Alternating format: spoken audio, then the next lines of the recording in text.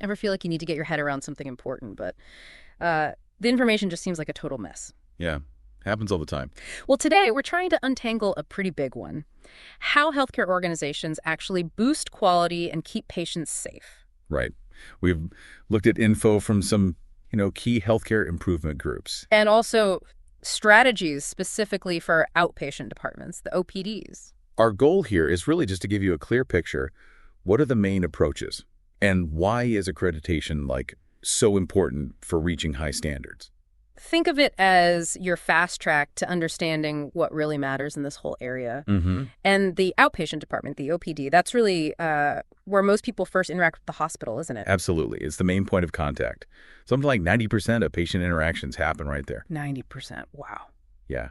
So how well that OPD works, the quality of care, it has a massive impact, not just on the patient's experience, but really on the whole hospital system. Okay, let's dive into this then. Where do we start? Well, I think first we need to understand why quality and safety are just so fundamental in healthcare. Makes sense. And a huge player here globally is Joint Commission International. You might hear them called JCI.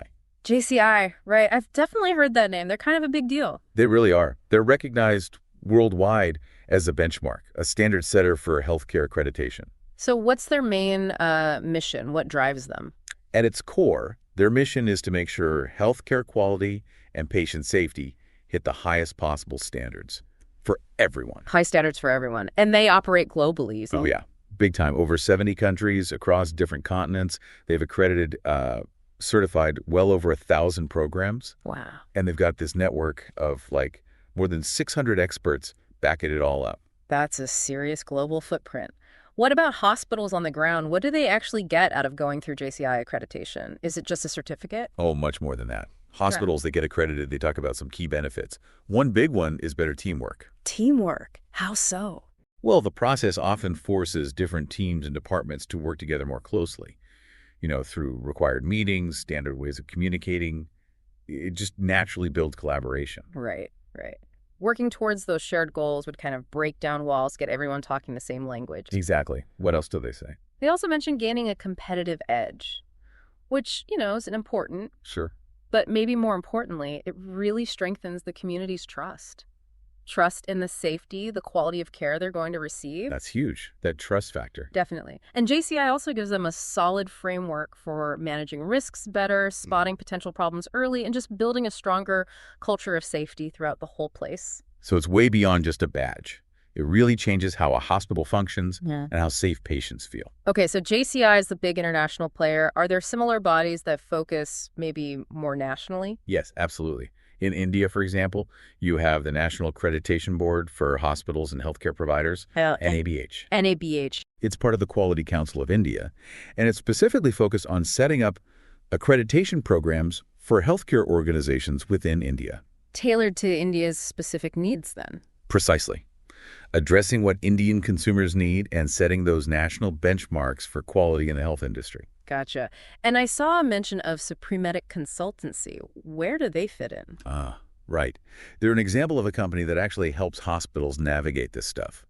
They work with hospitals at different stages, including those going for NABH accreditation. So they offer support. Yeah, pretty comprehensive support. From the early planning stages, like designing facilities, all the way through to daily operations, and crucially, helping them get through that whole accreditation process. Okay, so for you listening, trying to get a handle on this quickly, organizations like JCI, NABH, and even consultancies like Supremedic, they're all key players driving this push for quality and safety, both globally and nationally. Please. All right, let's shift gears a bit. From these big organizations to the practical things happening inside an outpatient department to actually improve quality. Good idea. Because, as we said, the OPD is such a crucial first stop. So focusing on practical ways to make it better has a really direct impact on the patient experience, access to care, and just how efficiently things run. Okay, so how do we make that front door of healthcare actually work better? What are the key strategies? Well, one really significant area now is using digital tools. Digital, okay, like apps and websites. Yeah, but think bigger, like creating a digital front door. A digital front door, what does that mean exactly? It's about giving patients a smooth, connected digital experience for all their interactions. booking appointments, getting reminders, communicating with doctors, even some monitoring. Okay, so it connects everything up. Right. And the benefits are pretty clear. Better patient engagement, hospitals get useful data insights, and sometimes you can even avoid unnecessary trips to the clinic. That makes sense. What else falls under that digital umbrella? Things like remote monitoring tools, maybe devices patients use at home, and apps designed to help patients stick to their treatment plans. These can really improve outcomes. Mm-hmm. And digital platforms just make the admin side easier too. Scheduling, reminders, secure messaging between patients and providers.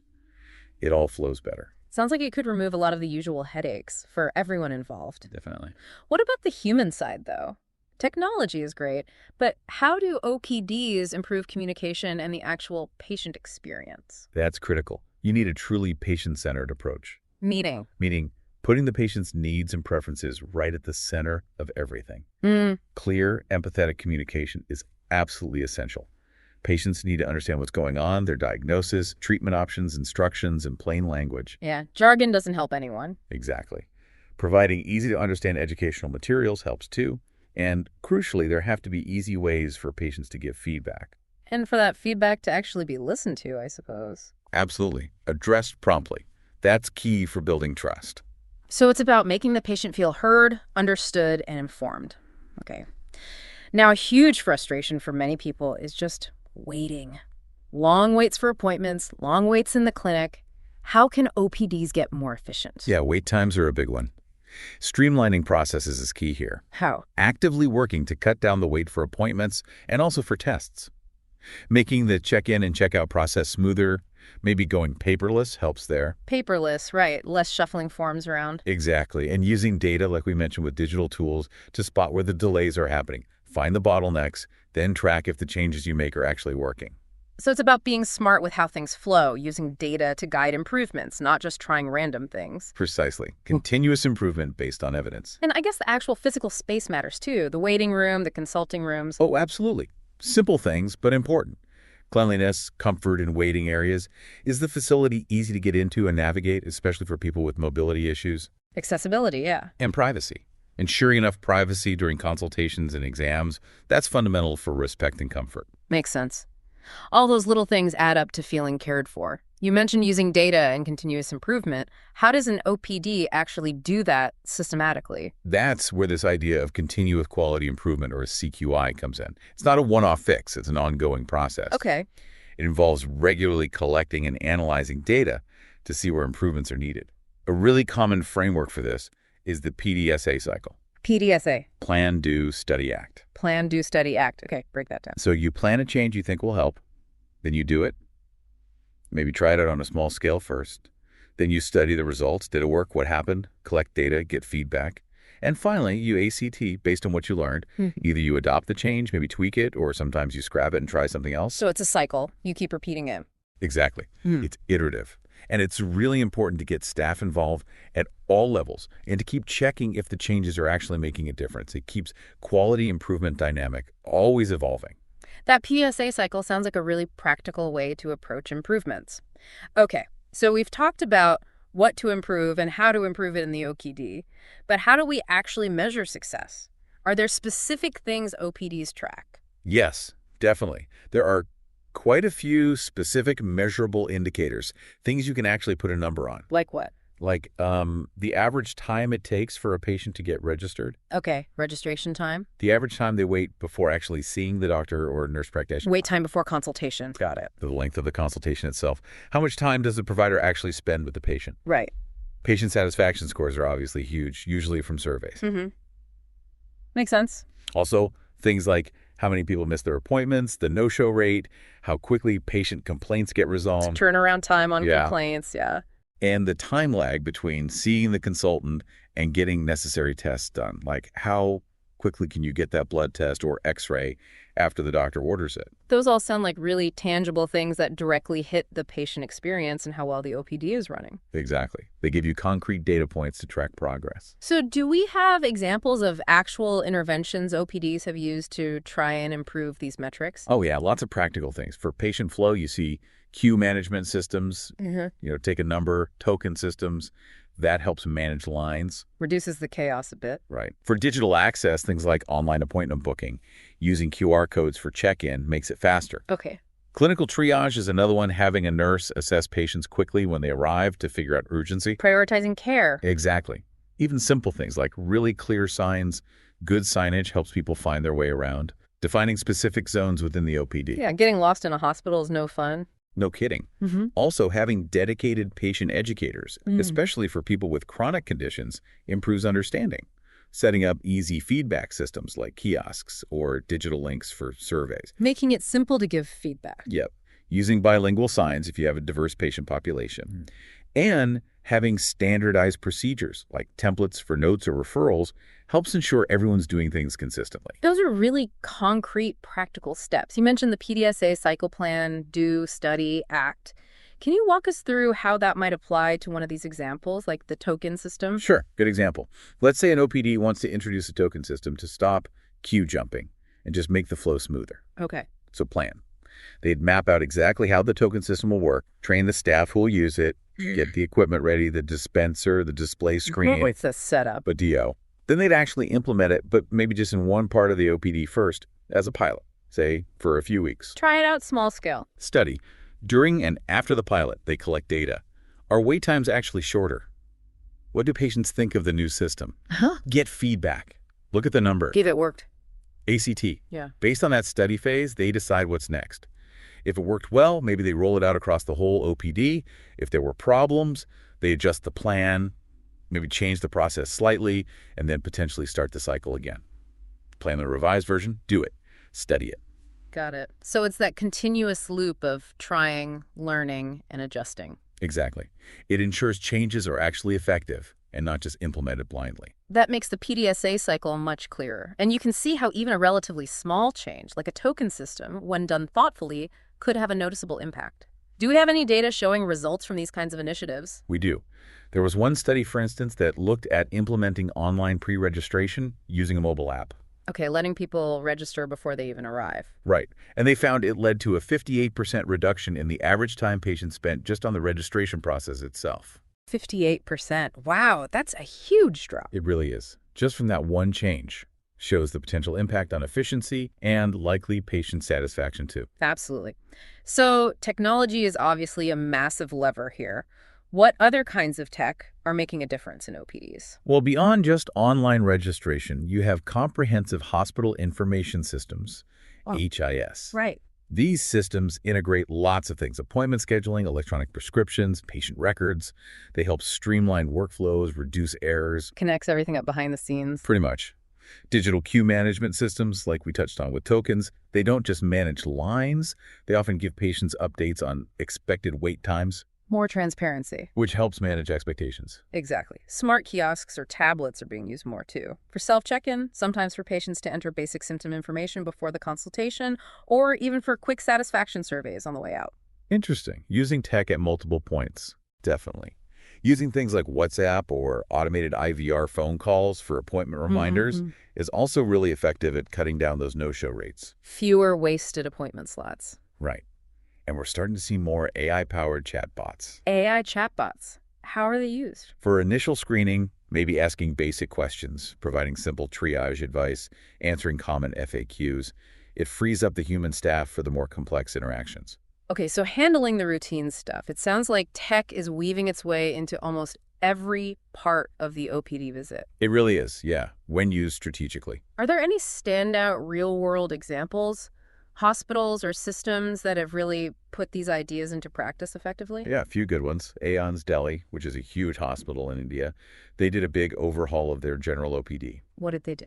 They brought in token systems, put up much better signage to help people find their way, and set up a dedicated triage desk. And the result? Within about 6 months, they reported a 35% improvement in patient satisfaction scores. Pretty significant. 35%, that's substantial. Any others? In Rwanda, they developed something called the QIinOPD system. It's a mobile app for booking appointments and doing some pre-triage remotely. Okay, using mobile tech? Yeah. And during the pilot phase, average wait times dropped dramatically, from around 3 hours down to just 40 minutes. Wow. From 180 minutes to 40? That's incredible. It really highlights the power of digital access. And then in Singapore, The polyclinics there have implemented what they call a one-queue, one-stop service. One queue, one stop. Yeah, the idea is patients can often get their consultation, any needed tests, and even pick up medication, all in a single, streamlined visit. That sounds very efficient. How do they manage that? It relies heavily on a really strong integrated hospital information system, the HIS we talked about, and very well-coordinated care planning. So these examples from India, Rwanda, Singapore, they show it's possible in different settings, right? Absolutely. Different contexts, different resources, but similar principles leading to big improvements when these strategies, often involving tech, are implemented thoughtfully. Those are really powerful illustrations of how combining different approaches, process changes, technology can really move the needle on OPD quality and the patient experience. Exactly. It really shows that while, the specific tools might differ depending on the place, the core ideas work. Prioritizing patients, streamlining how things run, using data. Those fundamentals are universal. So pulling this all together then, it seems like improving healthcare quality, especially in that really critical OPD setting, isn't about finding some single magic bullet. No, definitely Yeah. not. That's exactly right. It really takes a multi-pronged approach, a comprehensive strategy. Mean that. You need to look at the frameworks from accreditation bodies like JCI or Yeah. NABH. You need to strategically use digital tools for patients and for efficiency. You need that constant commitment to making processes better and always keeping the patient's needs and experience front and center. Bringing all those pieces together. Yeah, in a coordinated way. It's about the whole system working better. It really makes you think, though. These principles we've talked about, looking at processes, using data, making changes, always aiming higher, we've focused on healthcare, but you could apply that thinking almost anywhere, couldn't you? That's a great point. In other complex systems, maybe even in our own work or lives, taking that same kind of intentional, data-informed approach to quality. It's true. When you see how things like efficiency, satisfaction, and standards are all linked in healthcare, it definitely makes you wonder where else those connections exist. A really interesting thought. Definitely something to mull over. If you listening want to dive deeper into accreditation standards or find more resources on quality improvement, checking out the websites for Joint Commission International JCI and the National Accreditation Board for Hospitals and Healthcare Providers, NABH, would be a good next step. For sure. Lots of detailed information there. And maybe just take a moment sometime. Think about your own experiences with healthcare. Based on what we've discussed, can you spot areas where things could potentially be improved? Yeah, that awareness is often the first step. Fostering that culture of always looking for ways to get better. It often starts with just noticing how things are currently done and asking, could this be better?